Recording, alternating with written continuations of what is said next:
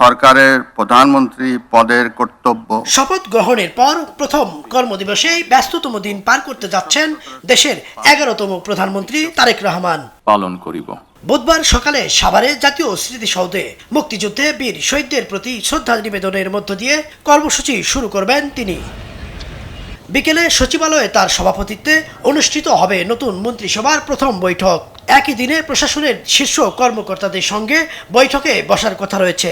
বৈঠকে নতুন সরকারের অগ্রাধিকার নির্ধারণ এবং জন আকাঙ্ক্ষা বাস্তবায়নে প্রয়োজনীয় দিক নির্দেশনা দেওয়া হতে পারে। এর আগে মঙ্গলবার বিকেলে শপথ নেন প্রধানমন্ত্রী তারেক রহমান। তার শপথের পর প্রথমে নতুন সরকারের মন্ত্রী এবং পরে প্রতিমন্ত্রীরা শপথ গ্রহণ করেন। জাতীয় সংসদ ভবনের দক্ষিণ প্লাজায় রাষ্ট্রপতি মোহাম্মদ শাহাবুদ্দিন তাদের শপথ পড়ান। এর মধ্য দিয়ে প্রধানমন্ত্রী তারেক রহমানের নেতৃত্বে নতুন সরকারের যাত্রা শুরু হলো। একই সঙ্গে প্রায় 2 যুগ পর সরকার গঠন করলো বিএনপি। তাহা ইদ্রিস আলম, দেশ টিভি, ঢাকা।